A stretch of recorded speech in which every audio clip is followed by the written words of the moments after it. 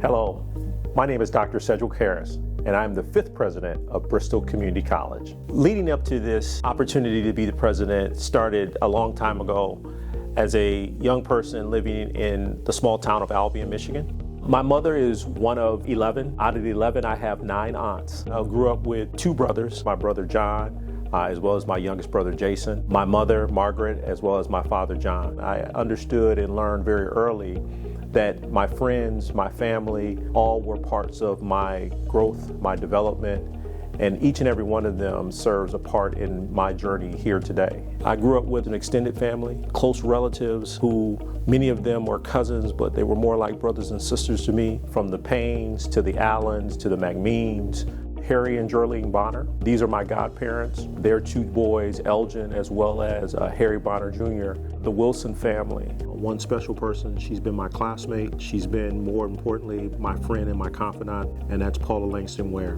My classmates, people like Tish Powell and Curtis Hawkins, Karen Cornelius, and nobody in Albion could go without knowing Tillman Cornelius, who was a very important figure in many of our growth and development by the programs he offered. I think about my time in high school and teachers like Mr. Gray, Mr. Heidi, Mr. David Foster. Mrs. Lias was our health teacher. Mrs. Davis was my high school counselor, and she was the one that made sure that I was able to move on to college after being told my freshman year that it was probably in my best interest to go to the military and not go to college. Academically, I wasn't sound enough to go right to college, but it turned out to be a blessing in disguise. Going to Southwestern Michigan Community College gave me an opportunity not only to learn about myself, but gave me an opportunity to expand my horizons beyond the community college level. If I had an opportunity to do it all over again, I wouldn't do it any differently. Southwestern Michigan offered me an opportunity academically and athletically to expand my horizons, which I did. College was always the next step. My parents knew that education beyond high school was going to be the key. As a first-generational student, I didn't understand the process. I didn't understand the terminology. And so I thank my lucky stars for a young lady by the name of Carol Churchill. I had walked away from a class not understanding what the withdrawal process meant. Carol walked me through that process. People like Bob Battisti, who was my college basketball coach when I transitioned out to Northwestern Oklahoma State University. Coach Battisti really took and put his arm around many of us who were a long way from home and provided us with services and resources that helped us move forward. This was my first experience with programs like TRIO. I was part of the Student Support Services program at Northwestern Oklahoma, and it provided resources and services to me that were for students who were from low income and first generational programming. And so those types of people helped me through my undergraduate years of college, and I'm so appreciative of those experiences and those relationships. Higher education was really something that was a calling for me.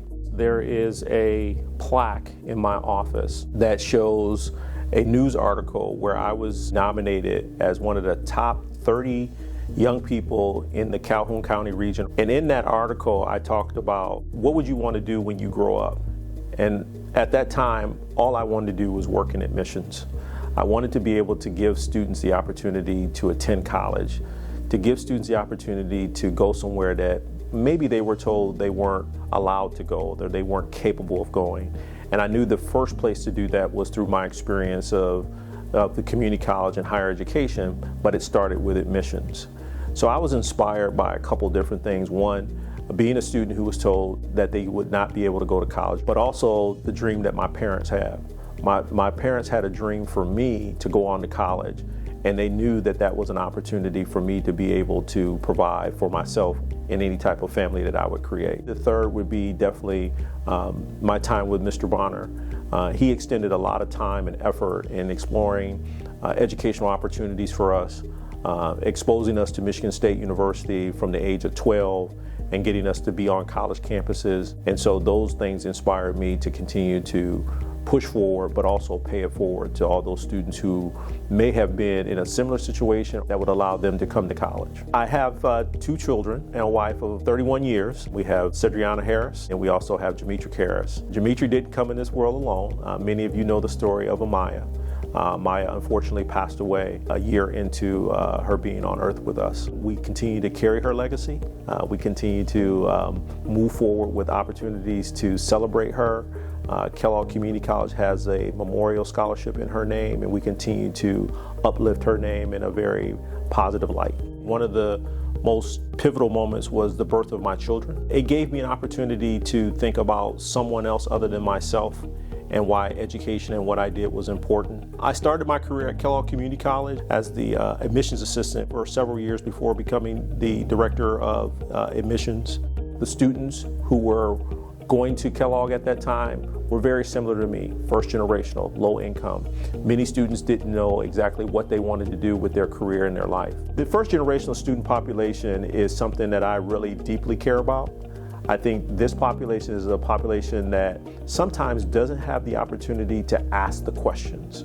To be the president here and to share my message that just like those students who are sitting out there today who are not able to go home and ask the college question, you do have a president here that can answer those questions for you and walk you down the same pathway that I walked down and be able to work with you as a first generational college student. I will always be a first generational college student and have a passion for helping those students who follow in the same footsteps that I did. I had an opportunity at Kellogg to work very closely with international students.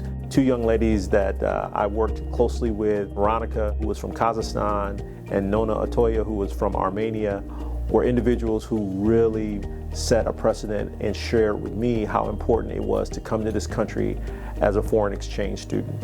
It gave me an opportunity to see the importance of education from a different perspective than just the domestic side. After 11 years at Kellogg, I ended up transitioning to Kaskaskia College as the Vice President of Student Services. There I had one of my greatest employee mentors, which was Dr. James C. Underwood. Dr. Underwood was the president at Kaskaskia when I arrived there.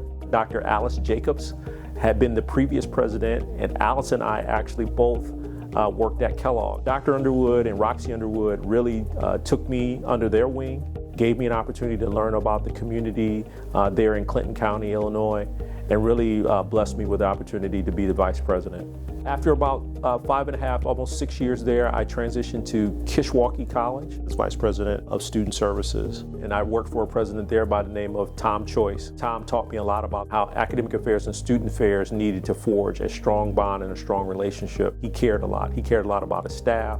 He cared a lot about the students, and he cared about what we looked like to the community. After about 4 years there, I transitioned to Northampton Community College, my institution prior to coming to Bristol, hired by Mark Erickson. He understood and taught me a lot about how to deal with crisis management, and I thank him for all the teachings that he provided me. December 13th, 2024 was the luckiest Friday the 13th that I've ever had.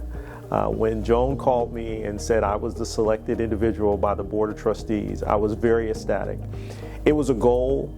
It was something that I had long worked for. And Bristol giving me the opportunity to be their 5th president, I could not be happier to be here.